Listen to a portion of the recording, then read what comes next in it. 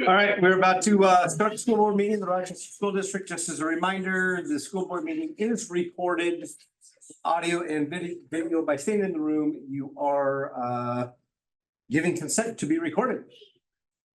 Mr. Chairman. All right. I'm the vice chair right now. Anyway, at this point in time, my name is Neil Turner. I'm the vice chair of the Rochester School District. I'm gaveling the meeting into order. And we'll start with the call.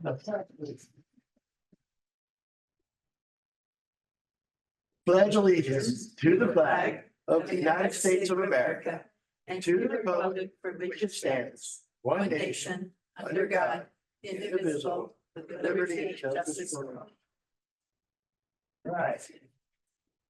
Next is our roll call this evening. Michael Langer. Present. Susie Haas. Here. Grant Rodiva. Here. And Thomas Trott is excused from the meeting tonight. And I am Neil Turner and I am present. Next, we are moving on to public comment. Items that are on our agenda tonight. Do we have anyone? Do we have any signed up? No. Nope. Nope. All right. Next, we're going to move on to our outgoing board members Resignation. I almost said it was. Kick him off. Awesome. So, All right, so we can go to the slide presentation. Oh, yes, sorry. Thank Live you. presentation. we got slides. Yeah, wait till you see this. Awesome. It's got my PowerPoint. The first thing we want to do tonight is recognize we have two board members who are not going to be returning after this meeting. We have two new board members who are joining us, but tonight we're going to recognize the two who are leaving. The first is Director Thomas Trott. He's actually President Thomas Trott right now. He wasn't able to be here tonight, but we did go over and award him with a certificate. He has been a board member for the past 4 years. And we feel very fortunate that he was here and I was working with him and he helped me transition into the role of superintendent here. So really good to be working with him and gonna miss having him on the board. Next, we have Director Langer. And Michael, why don't you come on up here? I don't want you to stay too comfortable tonight. There's your-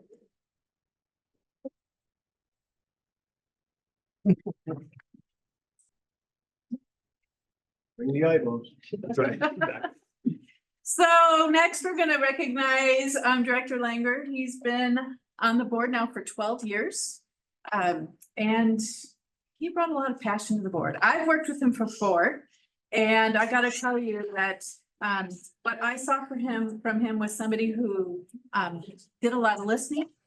And then asked some deep questions to make us think. And make sure we were doing the right thing for our kids. You know, wouldn't just sit and stand by and not ask questions. He was always gonna ask some questions, make us think, cause us to just reflect a little bit at times. He has a real passion for inclusionary practices and making sure we're providing opportunities for all of our kids. And another area of real focus is mental health and mental health supports for all of our kids.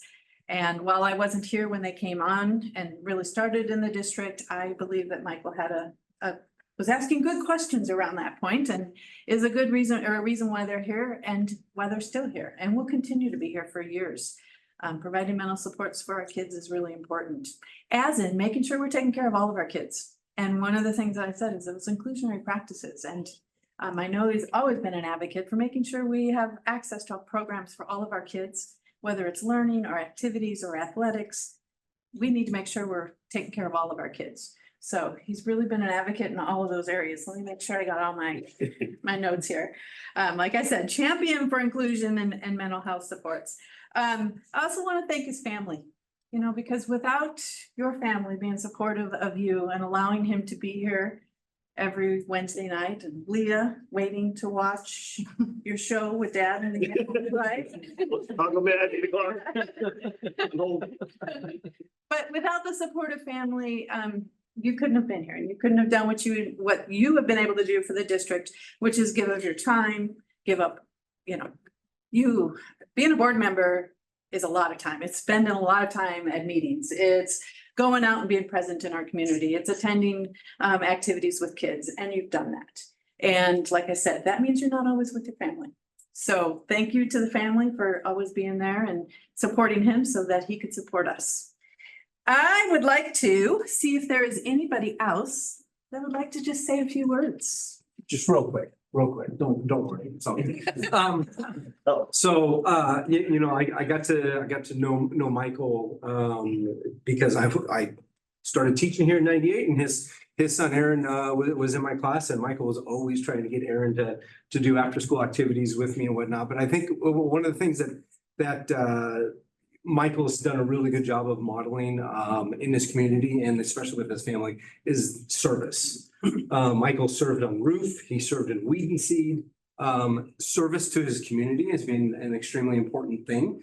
And it didn't take me long to continue to see this guy's face at the high school, at community events, as I moved into the community. And he has set a really good model for his kids and his grandkids to serve your community.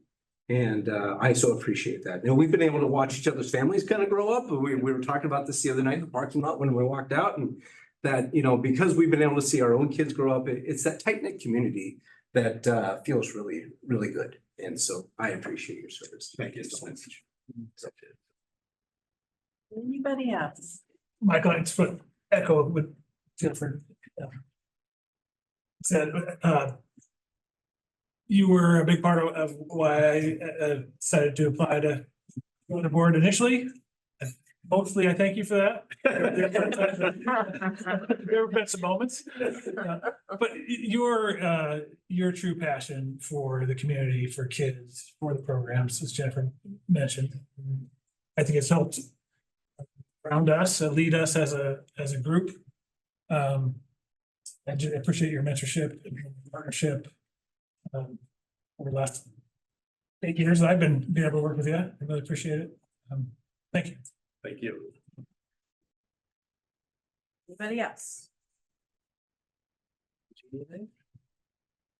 All right, we do have a plaque, and I am going to read what we finally figured out the week. Oh, that's four words on there. It is a fun word. It's now that you might have to get some glasses out to read it. Oh, and yes. you might also-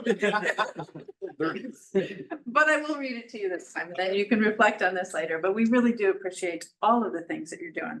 So in recognition of his thoughtful leadership, steady collaboration, and commitment to inclusion for all students, he helped shape 2 strategic plans, advocated for expanded mental health supports for students, and championed academic and extracurricular opportunities for every student. He has been a steady, caring, and approachable advocate, present at school district and community events, demonstrating his commitment to building strong schools and a strong community. His service leaves a lasting legacy of opportunity, support, and belonging for our students.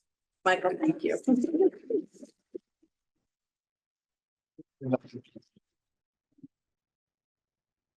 So. I only have 7 pages of notes here. That. Skippy's work for everything. Oh, I live and die by them. There you go. So, thank you. I don't really have to look at this one, You which I go don't ahead. forget it, Come on. but, certainly starting with Jennifer, thank you for your leadership. Thank you for choosing Rochester. I know it's a process, but you had to put your name in there. So thank you for coming. The bar was set pretty high with Kim, of course, and you've just taken that and continued to grow the district. And it's been a real pleasure to work with you. So thank you so much. And for the leadership, I do want to name a few names, but starting with the superintendent, the amount of hours you guys put in. 12, 13 years later, I still think in my head, like, I'm not sure you ever leave this place, but any of you, you're just all here all the time. So thank you. Justin, of course, all the way through the words you said, watching our families go through. Now, you notice I'm stepping away before those in the hallway come through. Good luck. It takes ability to that. But really, Justin, it's been, I don't think there's a corner of this district campus anywhere that Justin isn't Yep. very much familiar with and educates us all on it. So really appreciate that. Jill, I think sitting down with you the first time and said, "Oh, tell me about this budget." And she very methodically walks through it all and, just very well prepared and all the time. And it really helps us get through everything. So thank you. I would be here all night if I named everybody, but Ed, you're on here, Kev, you're on here. Laura, Maggie, you guys, thank you. It's a good time actually to step away. I feel like the leadership is strong in each of the buildings and in here throughout. The football team's winning, the other sports are going in, we're in single A, things are moving progress. And as soon as we get that new water system in, we're gonna be just rocking, right? So I also want to thank fellow board members. It's mostly fun, and I think I get a lot more, I've gotten a lot more out. I think we all get a lot more out than we put in, but there are some challenging times. And we all come from very different backgrounds. And I think even the hiring process, right, Neil, none of us knew each other very well at that time. We had new folk in, and we all kind of gelled around the hiring. So anyway, it's been a real pleasure to work with all of you. And certainly my family, I would not be able to contribute nearly what I do without their support. Very much look forward to a little more time on Wednesdays and spending a little bit more time with them as well. So last thing I'd put is, the inclusion and the opportunities that continue to grow for all students at all grades. I mean, thinking about the youngsters learning Spanish in kindergarten and special ed program, special ed stuff coming on with the hopefully unified sports stuff we're talking about. But just lots and lots of opportunities, because I all see my kids participate in a lot of those. And so thank you for that. And that was it. Just lots and lots of opportunities that come in, expanded sports, expanded extracurricular, all the robotics and national stuff. And then finally the community. I mean, when there's a need, they tend to rise to the occasion. When those robotic things were stolen, the amount of money that was donated, rallying around these strategic planning processes and all the people that engage in that process and so forth is pretty cool to see. Now, some of them are going to be on the board, new board members. Yeah. So that's good to see as well. I'll stop. I know we want to get out of here before midnight. So thank you. It really has been a pleasure to work with you all, and I hope I can continue to see what you can do. So take care.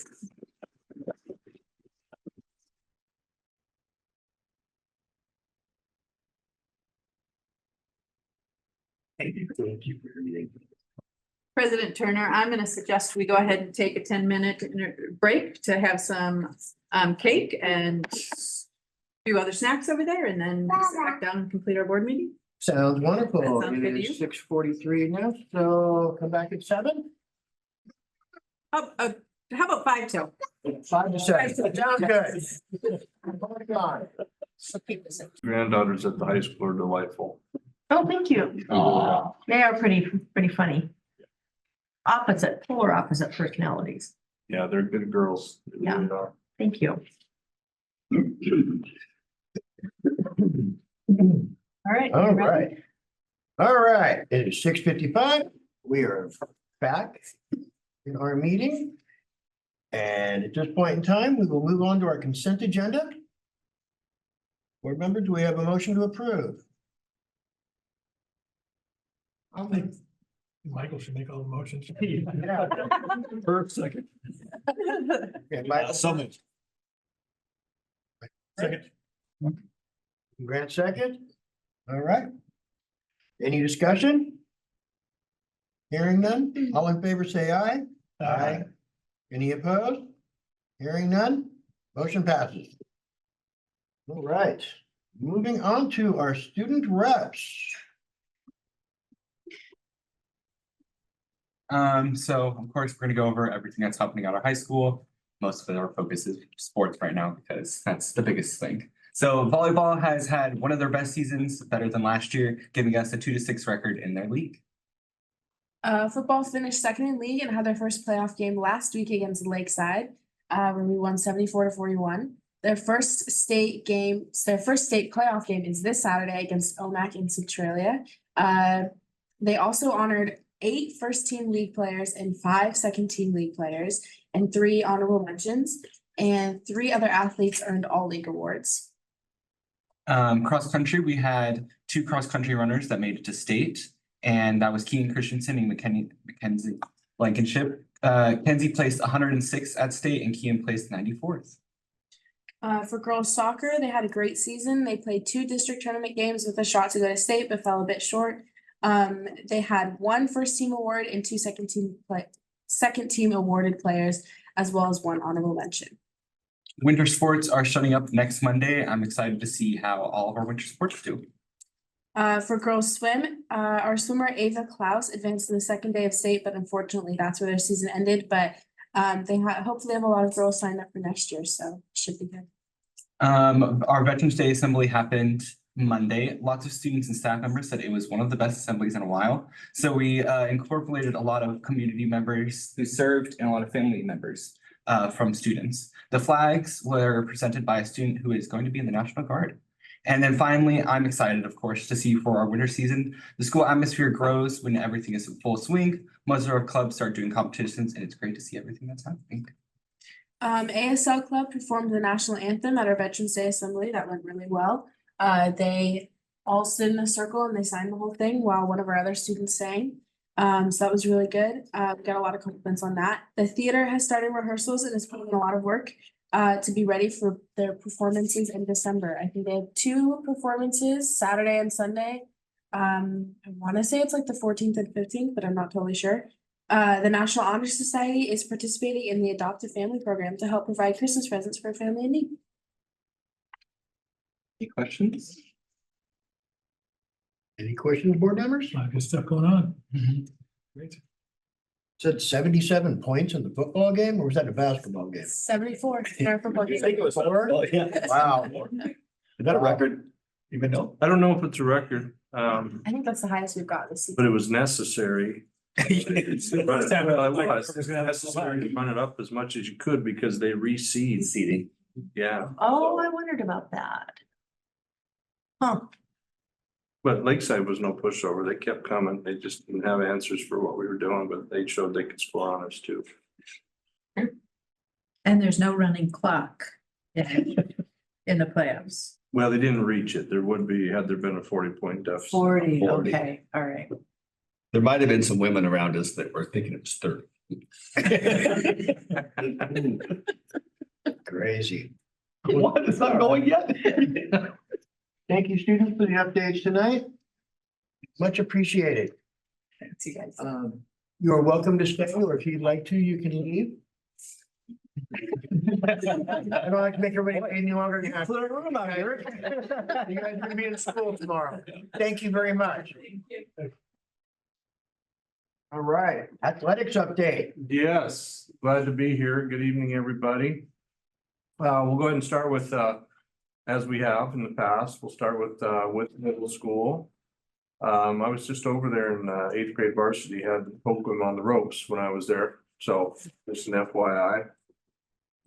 Season 1, football. We had 39 boys, a little bit less than we had last year, and there's kind of a breakdown in the 8th and the 7th. 7th grade had a very strong showing this year. They only lost 1, and that was playing an 8th grade admin team. And that was a close game. So, girls soccer, they had a successful year too. And one thing I noted about girls soccer is we had,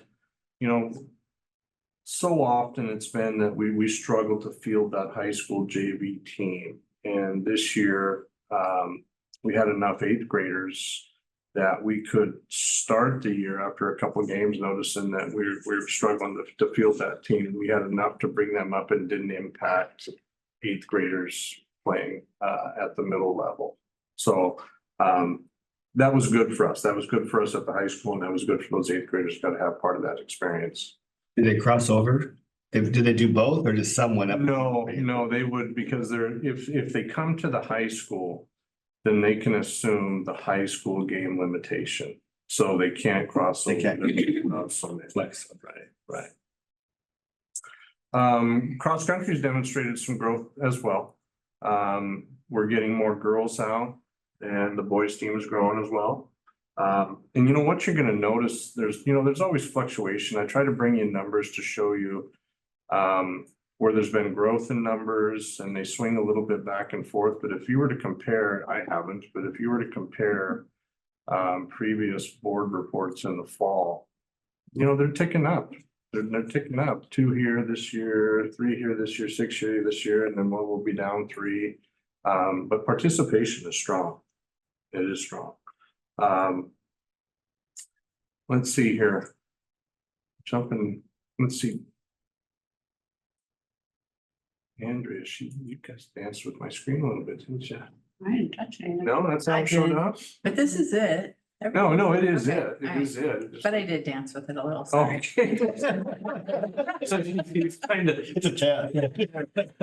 Okay, I see what we did. Okay, yeah, I like the organization, actually. So we are in season 2. So wrestling and girls basketball, wrestling strong again with the numbers. Last year, remember I said we outgrew the fitness room for practice. So we're moving tables and we're in the commons to get everybody in there safely and let them do their thing. And they have their first meet tomorrow. Actually at Montana. So we're looking forward to that. Girls basketball is in full swing.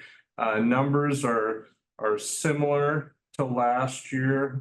We have an 8th grade varsity, a 7th grade varsity, and an 8th grade JV. And so what that's allowed me to create, then it makes sense instead of sending a bus with a single team and that expense to create triple headers at our building and try to create triple headers when we travel as well. But that's in full swing. I would also share that multi-season athletes has ticked up by a couple percent too, in comparison to last year. And there's a little bit of the breakdown there at the bottom right corner. Okay, at the high school, we called Brian Keese out of retirement, and he came out with some interest to coach the boys soccer this year. As you can see, numbers are also strong at 19, an increase of 5 from last year. I think you meant golf, right? I mean golf, I'm talking golf, I'm sorry. And notice too, they have scholastic honors too in the distinguished category. Volleyball had an increase of 1, number of multi-season athletes, and they received the outstanding team acknowledgement from WIA, achieving 3-5 or better. Girls swim, you know, we're a co-op in girls swim, and you know, it's us and Centralia and WF West, and this year we added Toledo, but consistently we have the stronger numbers in girls swim. And we've had some new kids come out this year, and later in the slide, you'll see some kids that were swimming for the first time and made it into postseason. And the students, they shared a little bit about some of the postseason successes that we've had, and I can share a little bit here when we get to that slide. Girls soccer, 26, just down 1 from last year, 20 are multi-season athletes. They also received distinguished academics. Football at 57, increased by 10, 40 multi-season athletes. They barely made the cut. Football, you know, there's enough in number that some of the lower hanging fruit can really challenge some of the higher averages, but they make the cut by the skin of their teeth and will receive an acknowledgement for teamwork. Girls cross country. We had 4 this year, 2 more than last year. The one heartbreak, I think, was Sarah Shell Aldrich. She was a state contender last year, you know, just thankful to get there. I think the number 28 went, and I think she was either 28 or 27. But right at the end of the season, she had a stress fracture in a bone in her leg. Tibia, I think it was, and so she couldn't do postseason. But smart girls, 3.497. So they achieved well academically. She'll be back. She'll be back for sure.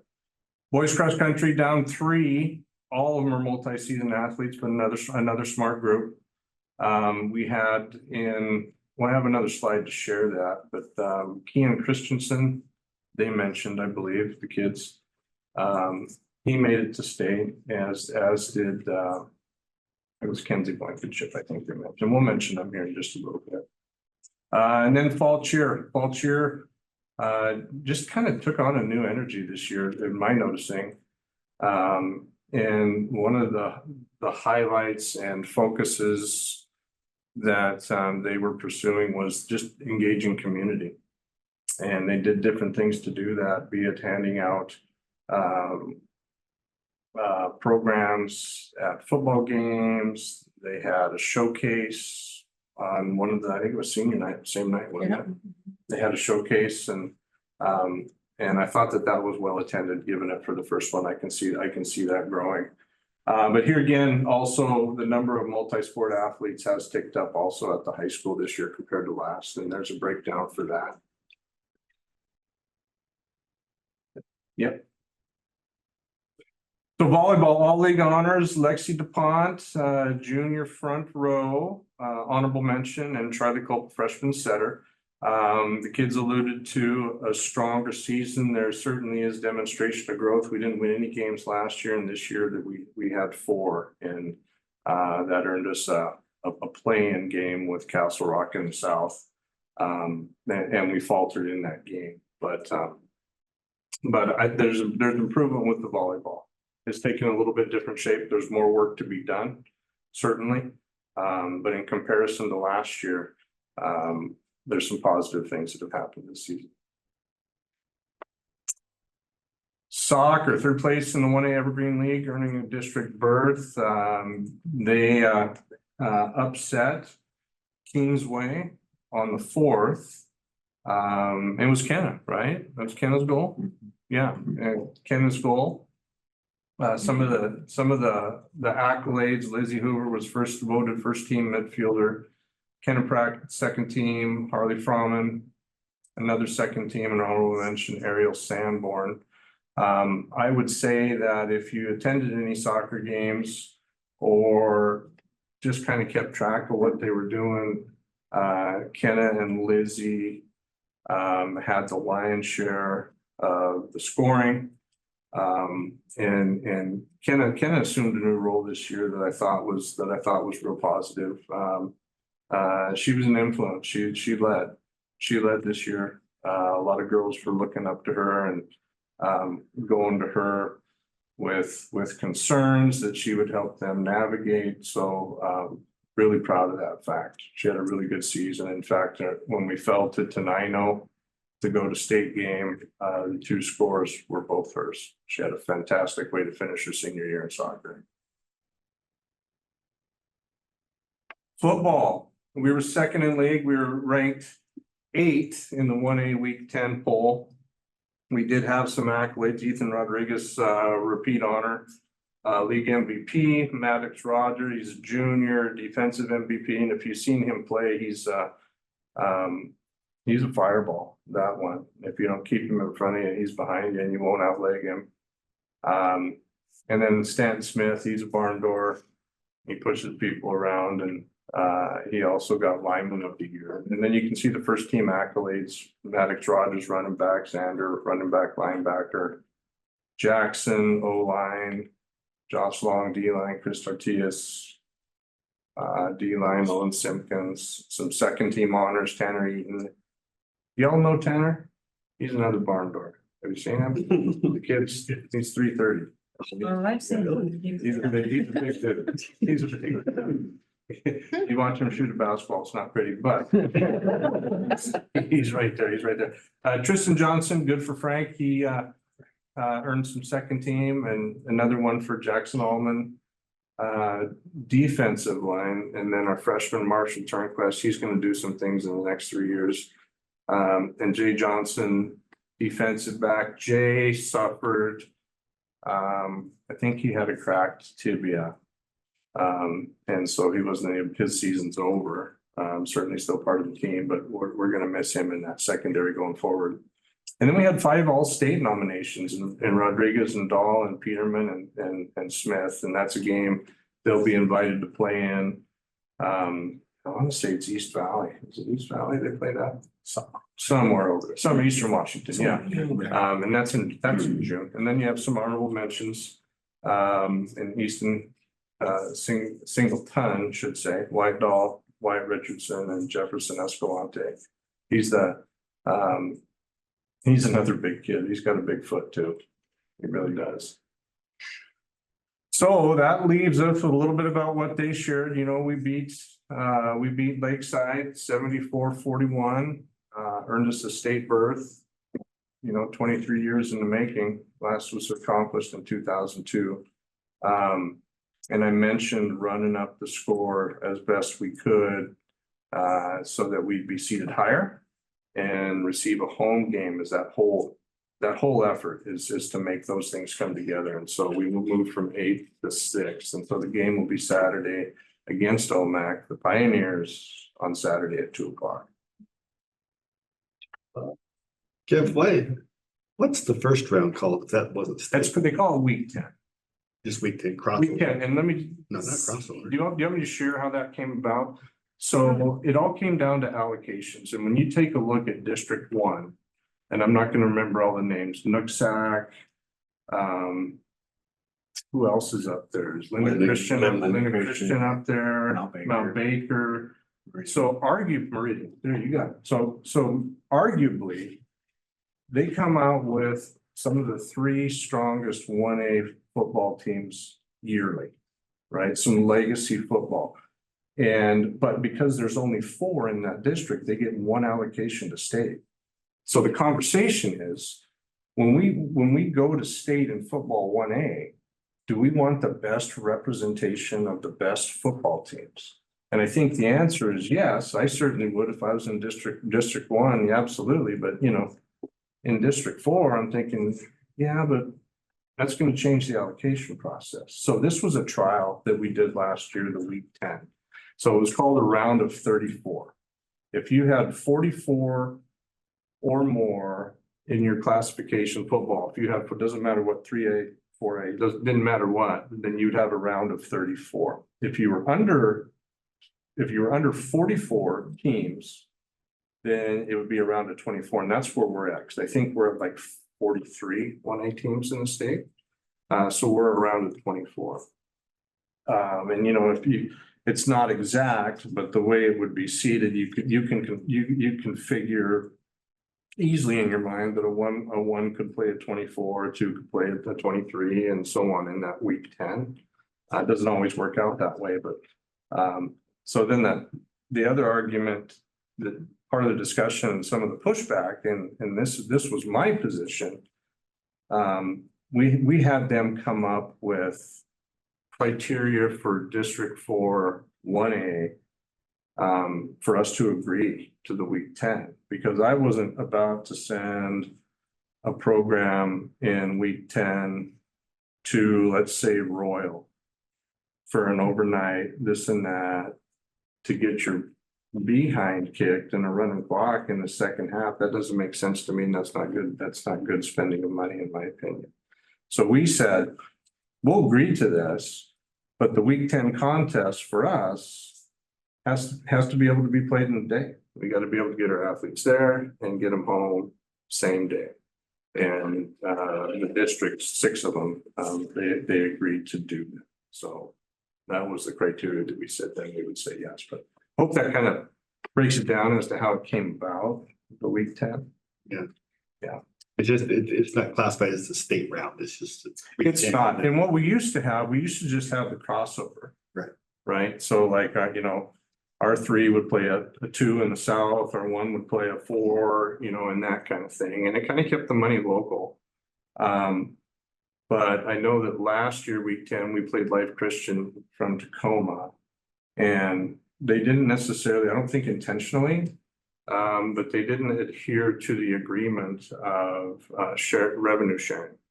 And so they played, because they were the host school,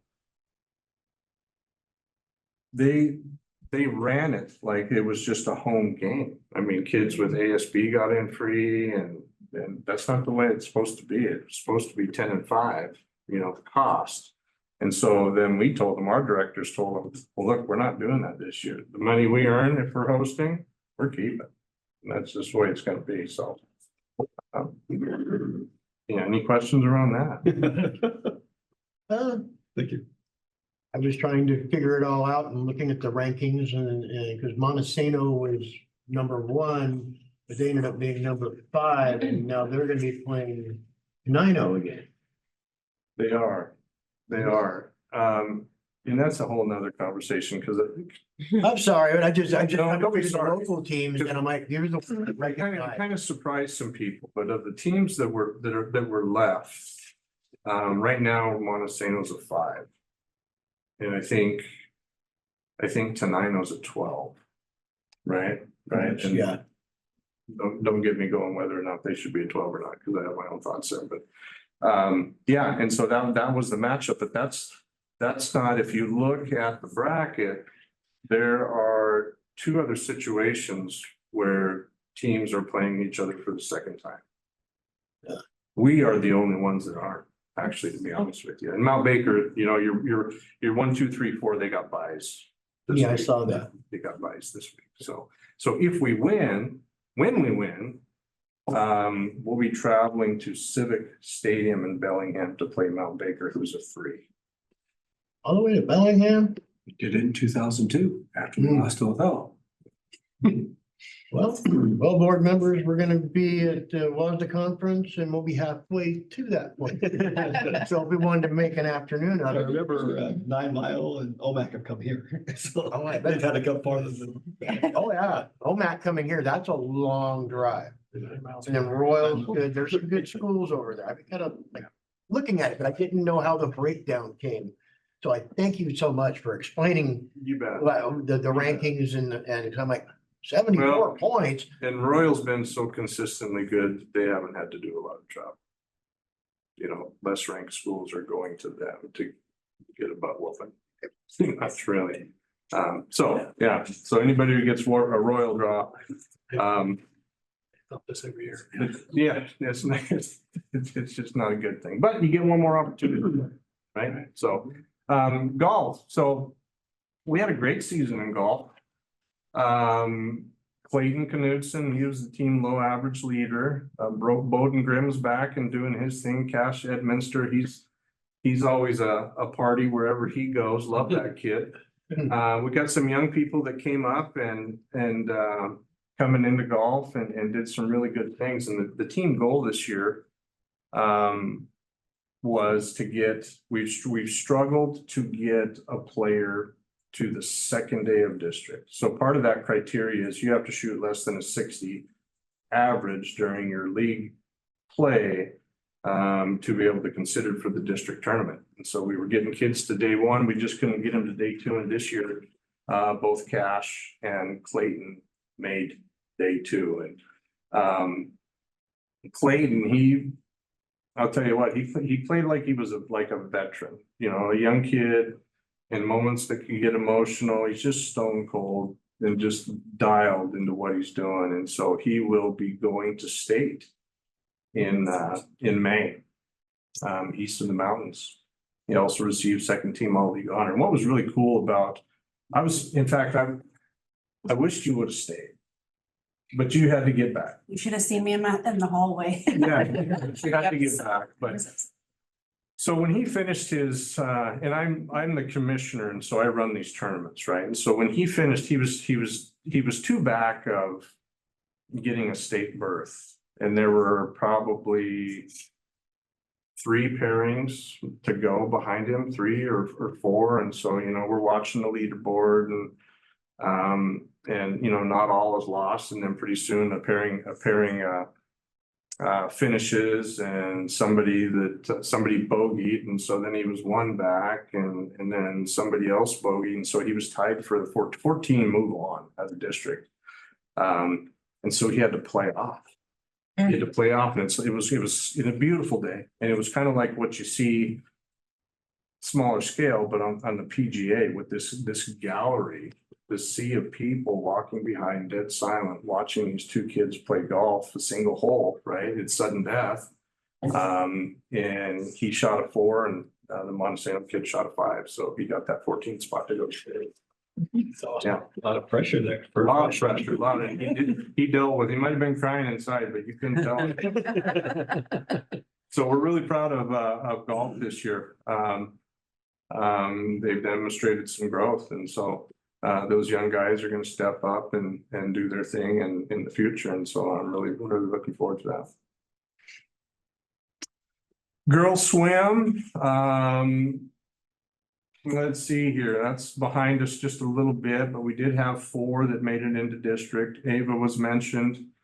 In the 5,300 breaststroke, Miley Danielson, that should be, she's a senior, not a junior, so she's moving on, but she's been with the program all 4 years and has improved every year. Caitlin Shearbeck kind of came into her own this year. She was kind of a quiet, not sure what this is about, swimmer last year.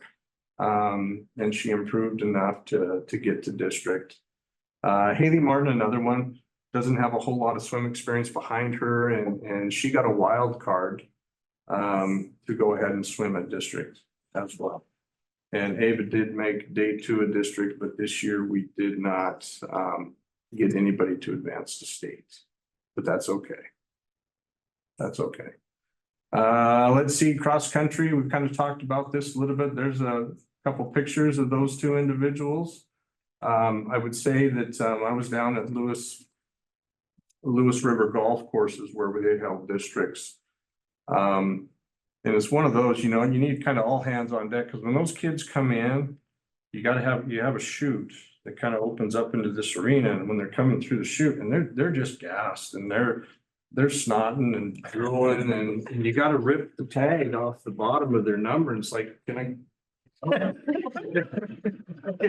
I need that. Can I have that? Yeah, but she came in 21st to 28. 28 move on, and he came in 15th, and you're going to see those 2 back. Pretty sure, pretty confident. They stay healthy, they'll be back. And fall cheer, providing spirit always, especially when it can be hard to find.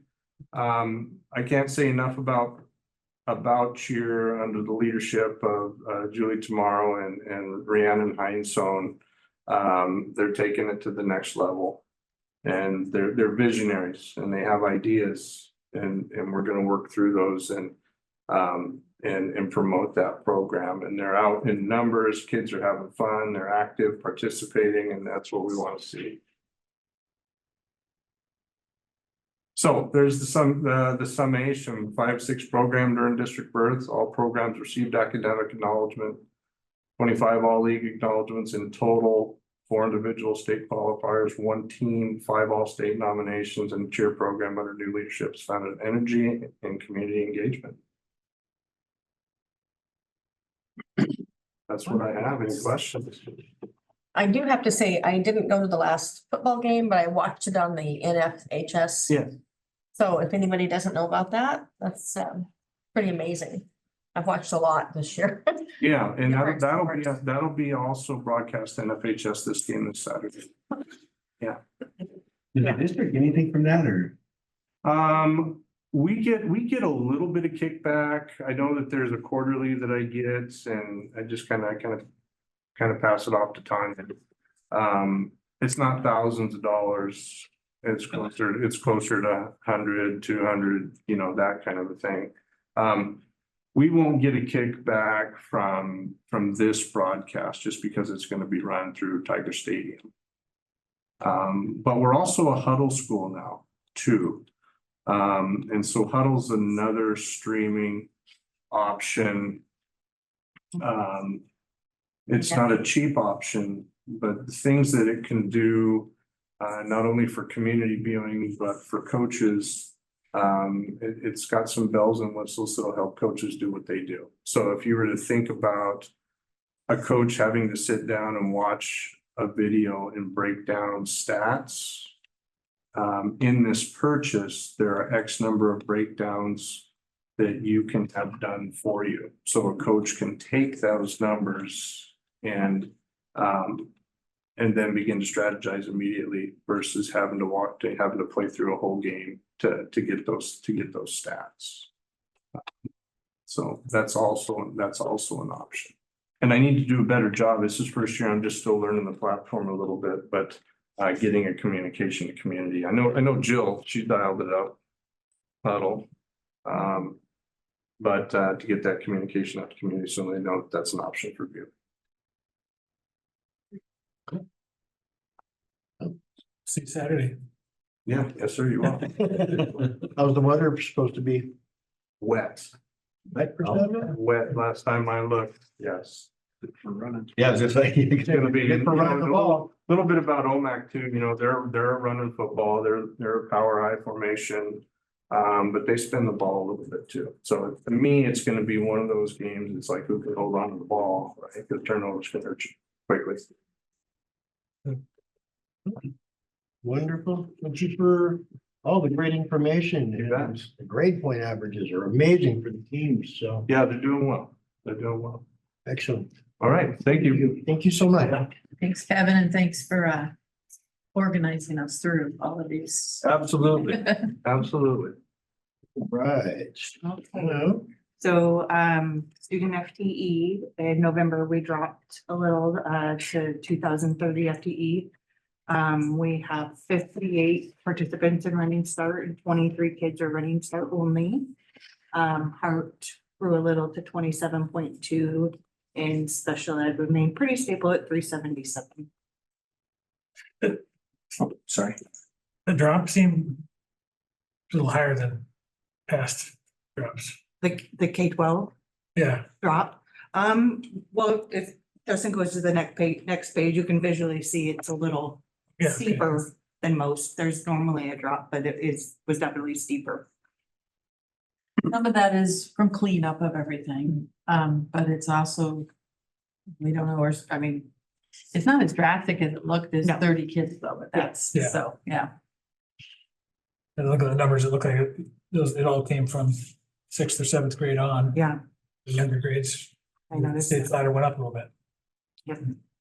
And the financial reports were submitted to ESD before I left today, so just need their approval and get those out to you. Okay, thank you. Next is our superintendent report. All right, so just a few things tonight. First of all, a huge thank you to our community. I'm sure you guys are aware, but our community is taking care of our community and for making, Susie working to make sure that people with needs for pets are taken care of, to Crossroads Foursquare Church.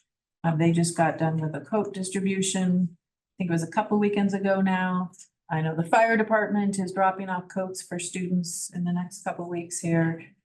We will get 50 Thanksgiving dinners for the Love Foundation. They bring them, I think they're located in Tumwater. And they've asked us how many families we would like turkeys for, and through Maggie and her team, we've identified 50 families that would like to receive those. So we're going to be taking care of them with the support of For the Love. Operation Santa is a adopt a family type of program that Ruth puts on. They have all kinds of options if you would like to help. They have adopt a family. They also have purchase a gift or a gift card.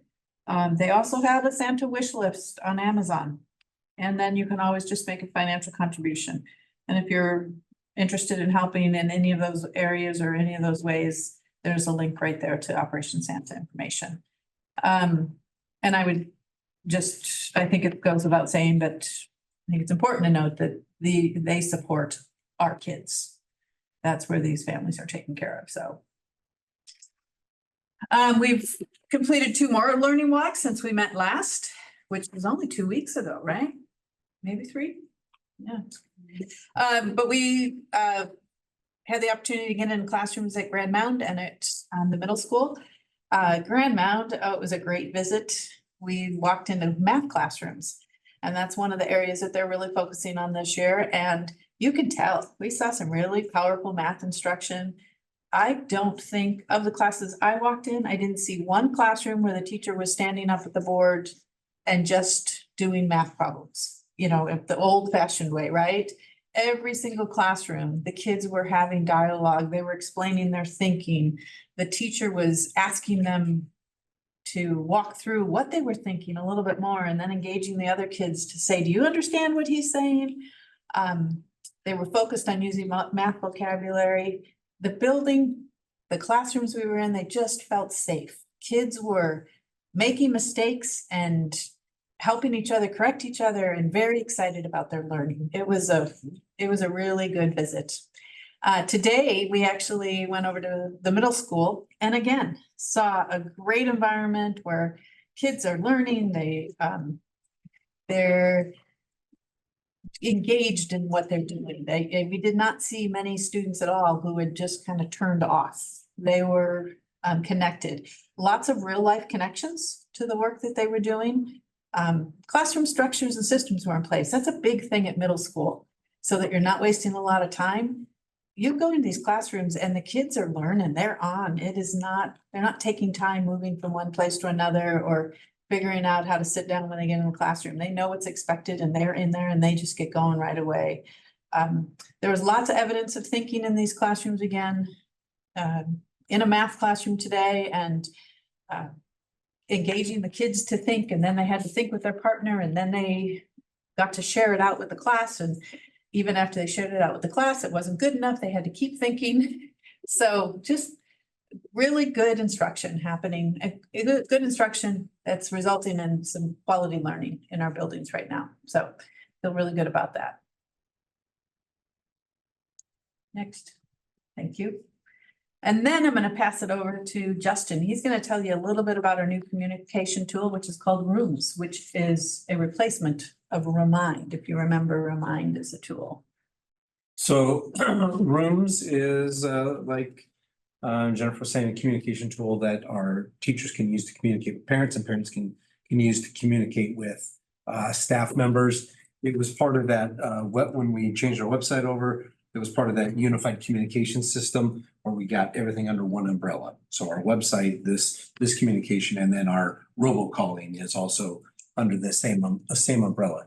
But the product that parents and teachers use is called Rooms. It's we have an app and it's all in your pocket. And so just this last week, I was they have and Rooms is a newer product for Apogee. It's about 18 to 22 months old is all. And so they're still developing some data behind it. And so they were pretty excited to share this data dashboard with me just this last week. And then I was excited to share it with Jen. And so just, when you bring on a new program and you're switching, we had Remind in pretty good use, really kind of COVID entrenched Remind. So we had been using it for about 5 years, pretty strongly. And where we're at this point is you can see in Rooms, we have greater than 90% of our staff members are using it. And I would tell you, Rooms is tracking 217 staff members, and we actually don't have that many staff members that would actually utilize Rooms. So we only have about 135 classroom teachers, and then we have coaches. So what happens when we import our staff tables, it brings all of our staff over, including our paras and whatnot, and they're not actually using Rooms. But our coaches at the high school and middle school are using this, and they're added on here. So we have 100% of our staff members are using and have an account up and running. And you can see at any given time, you can see in the summer, we didn't have a lot of people going, but once we turned it on, we're now looking at a majority of those classroom teachers are using Rooms on a monthly basis. When we start looking at announcements, so announcements are a one-way. So if I'm a teacher and I want to push something out to parents, but I don't want any answers back, right? I just want, here goes the information, one way, right? That's what we call an announcement in Room. In October, we had 484 announcements alone going out, and you can see a majority of those announcements, RPS, the high school of all places actually jumps up a lot. And I think this has to do with our coaches are really utilizing announcements in Rooms. So football, golf, volleyball, soccer, actually The girls soccer coach is one of the top people that uses and pushes announcements out. As we have maybe a parent in the room that can attest to all of the announcements that announcements today. He is communicating well, right? One way.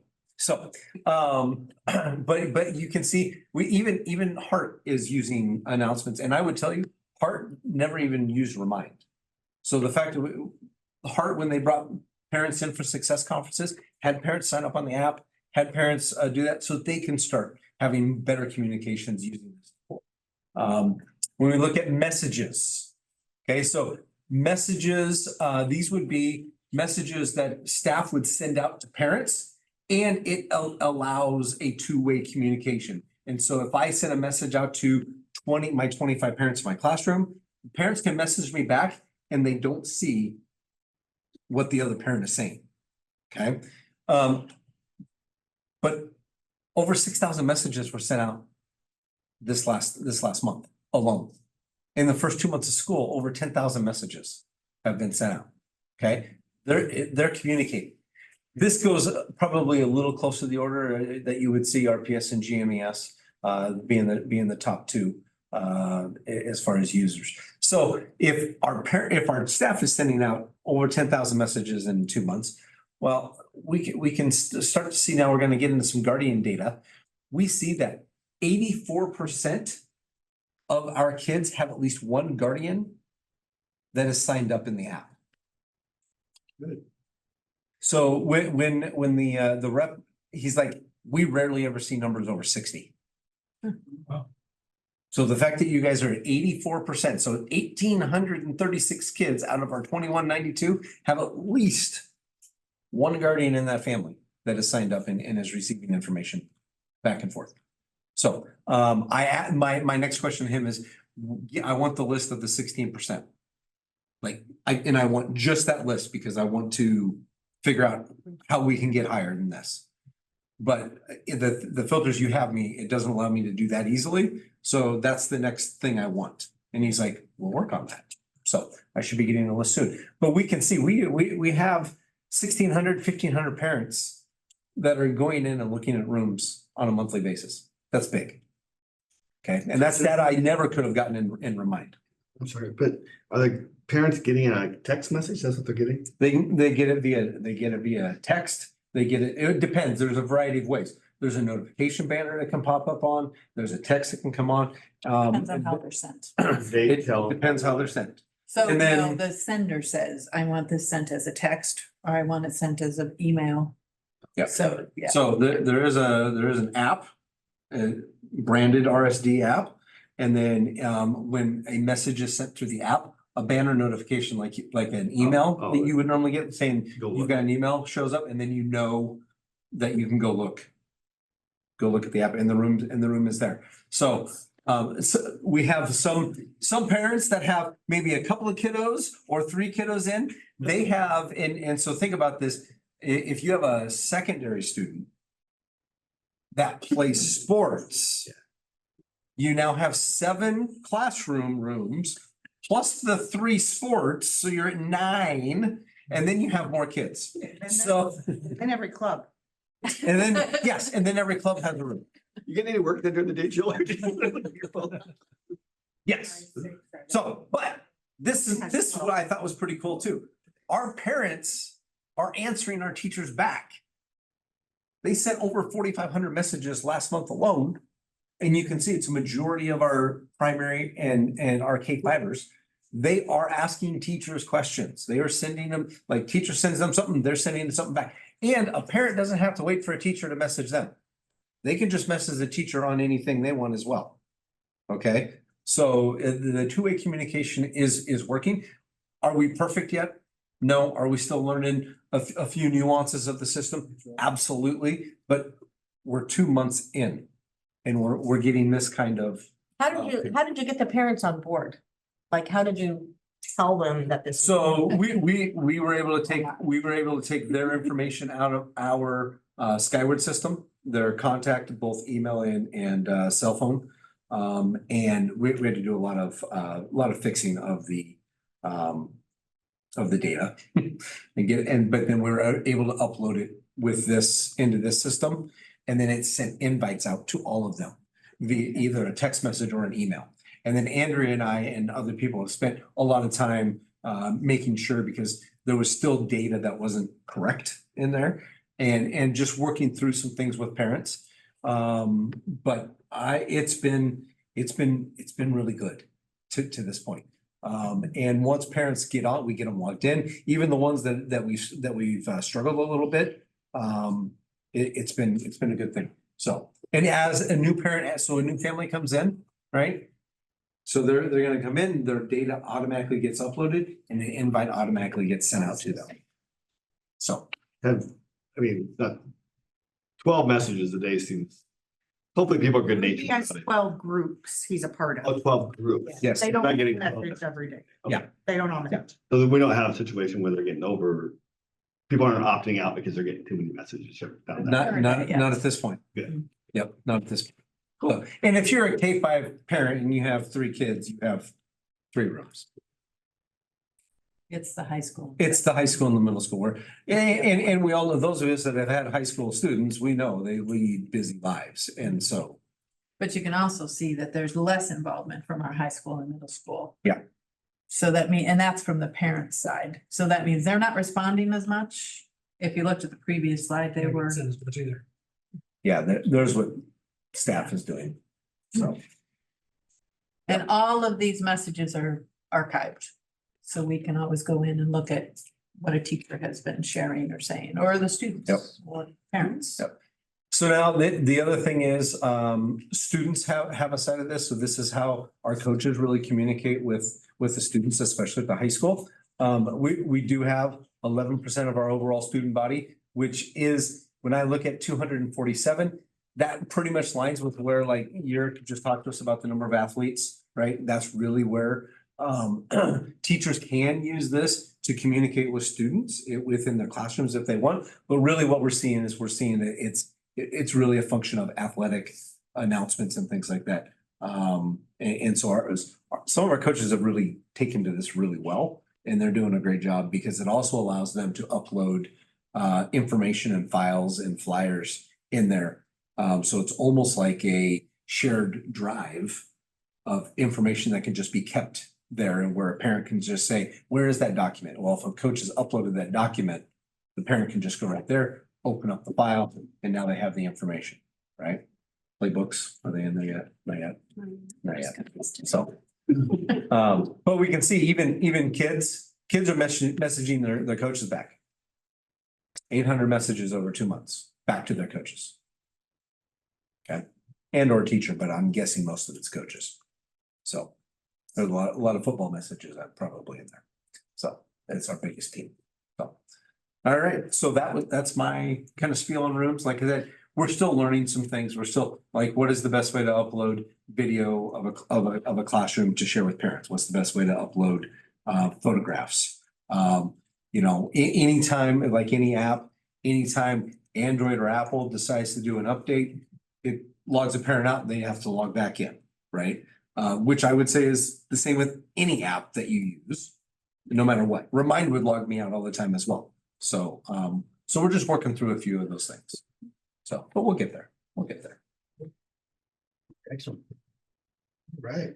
All right, just a couple more things. First of all, Veterans Day assemblies. I won't talk long about this. The kids did a great job of talking about the assembly at the high school. It was a really nice assembly at the high school. And I would say some noticings at all of the assemblies, because I was able to get to each one this year. Number one, our kids are so respectful. They are quiet, they listen, they're learning. They celebrate the veterans who are in the audience, and they're really learning about why do we have Tuesday off, and thanking the veterans that are in our community. So it's a state law that we have some type of education before Veterans Day, but I think it's a really good thing, and I think our staff and our students who are running a lot of these assemblies are doing a great job helping our kids learn. So, oh, and I will tell you that both at the middle and the high school, we had students play taps this year, which is the first time that that's happened. Yeah, so. And finally, a few upcoming events. I put the football game that's on Saturday on there, so 2 o'clock, Tiger Field. That's the name of it, right? Stadium, Tiger Stadium, yes, no. okay? Um, Don't cover, you can stay dry, so it's fine. Yeah. That's right, get there early so you get right way in the back. 20th and 20th through the 22nd, those who are attending, we have the WASDA conference. If you get back early, there's the holiday bazaar and Thanksgiving feast at RMS. And I understand there's bazaars all over the place in Rochester on that day. We have a board meeting on December 11th. That's the first time we're not gonna have Thomas or Michael with us. So that'll be a change, but we will be, we have 2 new board members who will be taking their oath of office on that day and then joining the board. And then winter break is the 19th through the 2nd, and we have a work session on January 14th. And that's all I have.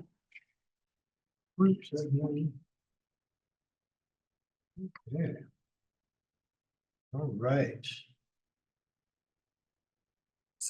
that was quite a long superintendent report. Oh, I'm sorry. Lots of good information. And I see the app is working, so that's a wonderful thing. Okay, any other questions, board members? No? Okay.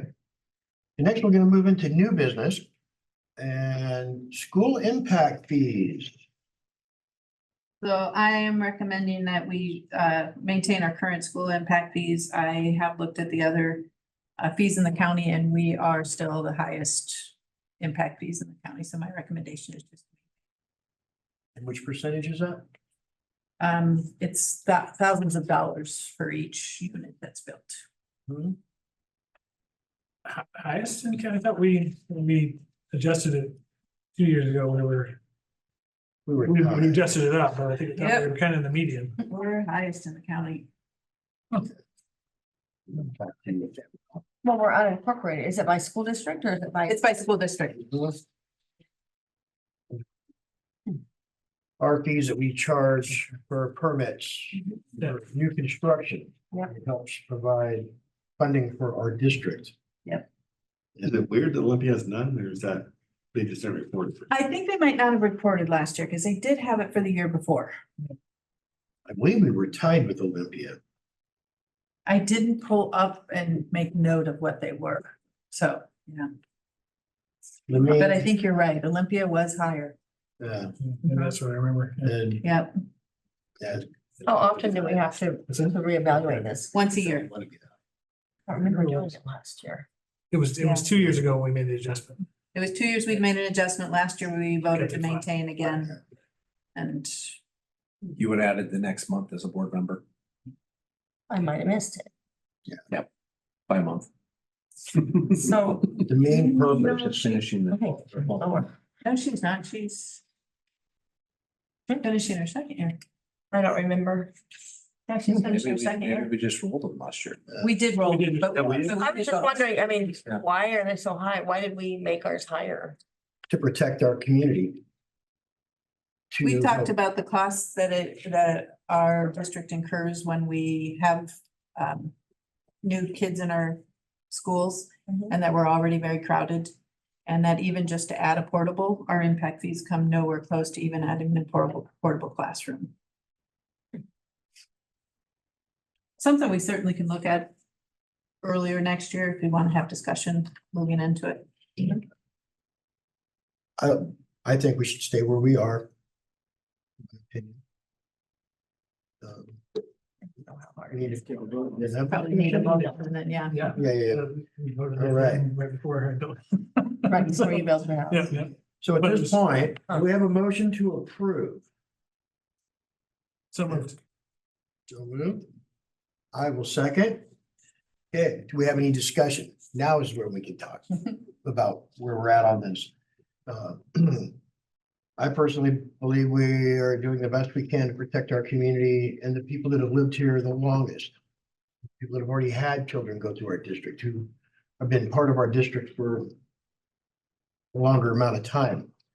A lot of these fees are for new construction, apartment complexes and It's all new for new structures. construction. Yeah, That's all it is. and this helps the impact of bringing in more newer students that aren't part of our community, the new housings that are built in our community helps offset the costs that occur towards all taxpayers. But this is for permits, structures. Might Tenino and Rainier and some of the smaller districts be closer to where we are? Or do we? I couldn't tell. I was wondering. I actually, I remember when we looked at it 2 years ago, because the year before we left it the same, and there was, we had a lot of discussion about that, and then it has feedback about that too, from the community, and then the next year, we did look at the others, and I just swore we were maybe higher end, but we were not the highest. So I'm not sure who else we looked at, but maybe it was Olympia, maybe I might have in there too. been. Yeah, so I think we were. Remember we did it, felt like we were kind of level setting us with. Communities around us, Mercer County. Well, I mean, I wonder if some of the other schools changed theirs, maybe didn't. they don't go down. That's not normal to go down. Cause yeah, it's not normal. That could happen, but it's not typical. I'm looking to see if maybe we put that in last year's.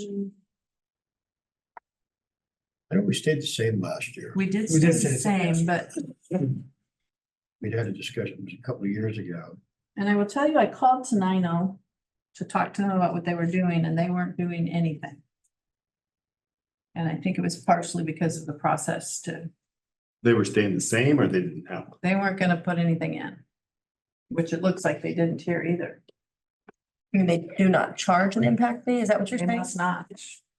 They stopped having the county collect for them, therefore they didn't get. the Oh, maybe county. they're doing it And they're through the just city. connecting their- For what? Because their permits do go through the city, Yeah, maybe they're doing. so they may be Your own either. city. But remember, we also used to collect right here at the district office. Oh, did you really? Yes, and so if they didn't put any in, you may have to go directly to the school district to pay your fee, so. Some people collect mitigation fees, so when we collect them ourselves, they're mitigation fees, we need to go through the county to change the name to impact fees. So if Tenino doesn't collect an impact fee, they might collect mitigation. Is it the same thing, Jim? Yes, Yes. it's just how, under which RCW it's collected. Okay.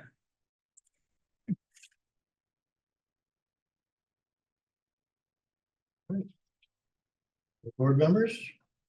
Any other discussion? Shall we vote? Would I make a motion that we vote to approve and continue our previous year's school impact fees? I think that motion's already on the table. We've got motion on the table? Should we, at this point, do we just have to vote then, correct? All right. So all in favor of continuing on with our previous year's assessments? Say aye. Aye. Any opposed? Hearing none, motion passes. Kind of quirky. All right. So, done with that. Impact fees, next. Number 8 is public comment for items that were not on our agenda this evening. No one in the room, no one online. All right, and with that, our meeting is over. Meeting is adjourned.